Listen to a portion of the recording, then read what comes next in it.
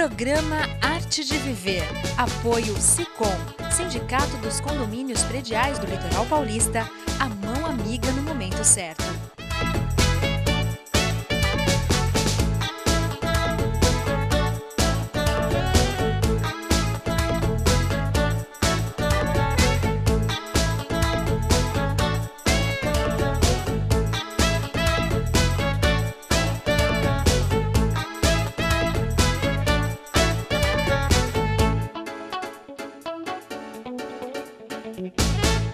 Olá, está começando mais um programa Arte de Viver e hoje eu converso com a doutora Ana Letícia Albino, médica otorrinolaringologista. Parece palavrão, hein, Ana Letícia? Pois é, tudo é um palavrão nessa especialidade. Mas é muito legal estar falando com você. Obrigada. Vamos falar de uma coisa importantíssima que é apneia, ronco, mas obstrução nasal, né? Acho que é uma coisa que muita gente sofre com isso. O que é obstrução nasal? Essa pergunta é uma pergunta muito interessante, Mônica. Obstrução nasal é um termo super abrangente, super genérico, e tudo que responde a qualquer obstrução, qualquer impossibilidade da correta passagem do ar pelo nariz para que chegue até os pulmões é considerado uma obstrução nasal. E por que ela ocorre? Ela ocorre por diversos fatores. Seria interessante se a gente pudesse dividir isso por idades. Tá, vamos então, lá. a gente tem das crianças, dos adolescentes e dos adultos e dos idosos. Tá. Nas crianças, desde o nascimento até a infância completa, a maior causa de obstrução nasal é a hipertrofia das glândulas amígdalas e das adenoides. A adenoide é aquela glândula que famosíssima que todo mundo chama de carne esponjosa. Sim. Né?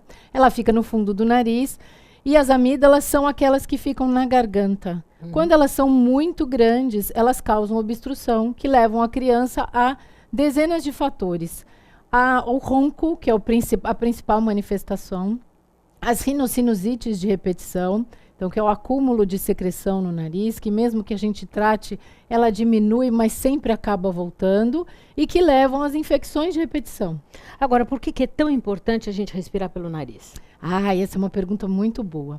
Respirar pelo nariz é importante porque nós precisamos ter todas as funções preservadas do nosso organismo. No nariz, a principal delas seria aquecimento, filtragem e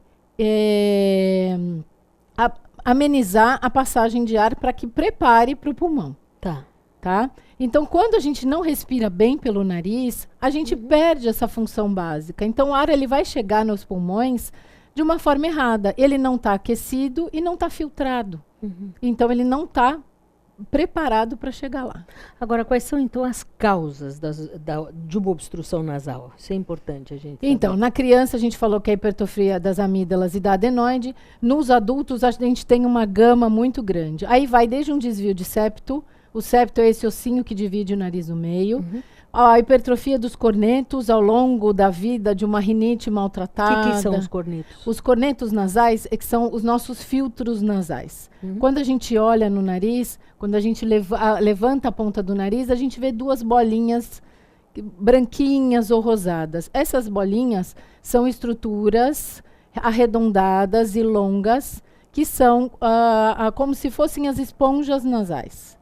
E elas filtram o ar, aquecem o ar e elas preparam o nariz para receber o ar. Entendi. E quando elas estão muito inchadas, elas são capazes de obstruir o nariz.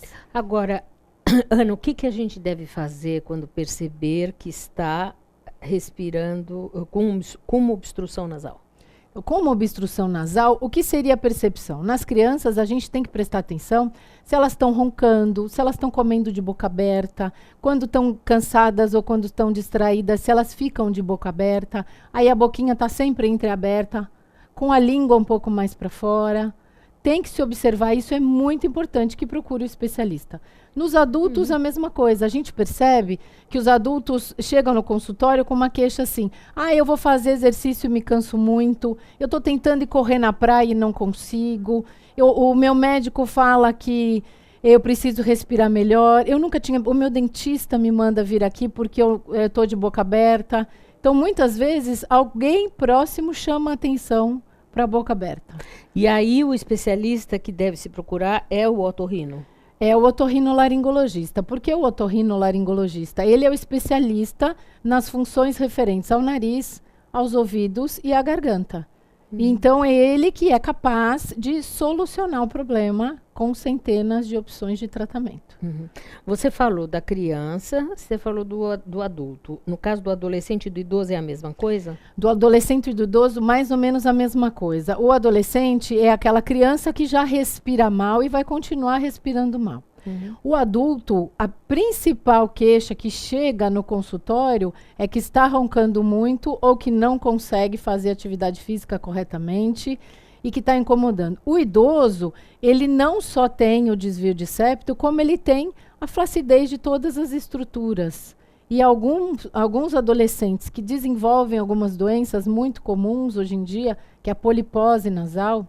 Polipose nasal? Polipose nasal, né? É uma doença que não é um câncer, mas ela se espalha pelo nariz.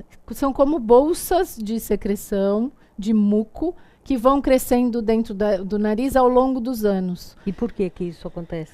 Geralmente pela uma inflamação crônica das vias aéreas nasais, da mucosa do nariz, ou por alergias mal curadas, sinusites mal curadas, que vão acumulando secreções dentro do nariz ao longo dos anos. Demora anos para se perceber, quando não tem um acompanhamento, quando não se percebe bem, e isso dá para ser tratado, dá para ser melhorado. Coisas importantes a gente tanto falar quanto tratar. Sim. Mas nós vamos falar mais no nosso próximo bloco. Ouça agora uma dica do Dr. Rubens Moscatelli, presidente do Sindicato dos Condomínios Prediais do Litoral Paulista. Obrigado, Mônica.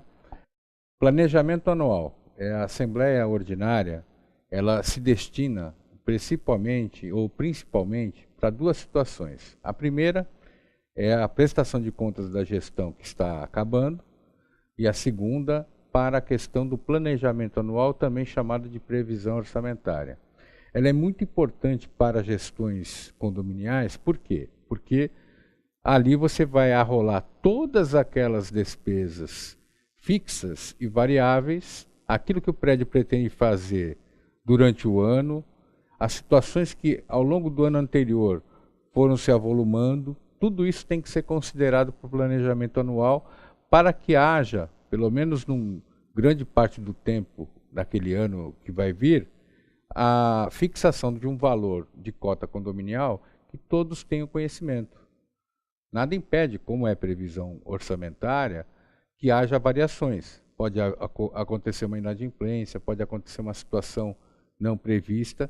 Para isso você vai utilizar o fundo de reserva e tem que estar sempre sendo atualizado. Quer dizer, o gestor do condomínio, o síndico, ele tem que analisar essa questão da despesa fixa, da despesa variável, das eventuais ocorrências de inadimplência, para que ele possa apresentar para os demais condôminos um plano factível, algo que ele não vai ter que mexer durante o ano.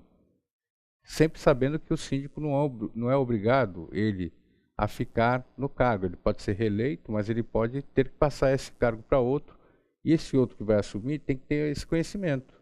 As pessoas que vão participar da Assembleia também, que são os condôminos, que vão custear esse condomínio, participam da Assembleia, verificam se aquele plano que está apresentado pelo síndico, que não é impositivo, não é a única verdade existente, mas na hora do debate, da discussão, eles têm que ser aprofundados. Então, participe da Assembleia Ordinária do seu condomínio, escolha com clareza quais são os gastos que você vai ter ao longo do ano no condomínio para que reduza a taxa de inadimplência e tenha uma gestão melhor do seu patrimônio.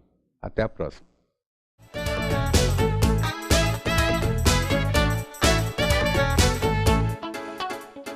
O Smart Center oferece salas executivas que podem ser utilizadas por hora, dia ou mês, além de auditórios para treinamentos, cursos e seminários, salas de reuniões e o exclusivo programa Link, em que o cliente pode divulgar o endereço e telefone do Smart Center para receber encomendas, correspondências e recados. Uma opção inteligente que tem como diferencial aliar comodidade e baixos custos. Smart Center, o seu escritório virtual definitivo. Comunicado. A Escola Santista de Astrologia está com inscrições abertas para os cursos regulares de formação em astrologia. Curso básico com turmas manhã, tarde e noite, interpretação de mapa astrológico, previsões e supervisão de mapas. A escola ainda oferece atendimento de mapas astrológicos e uma grande variedade de livros. Escola Santista de Astrologia, Rua Goitacazes, número 8. Telefone 3284-9714. Santos.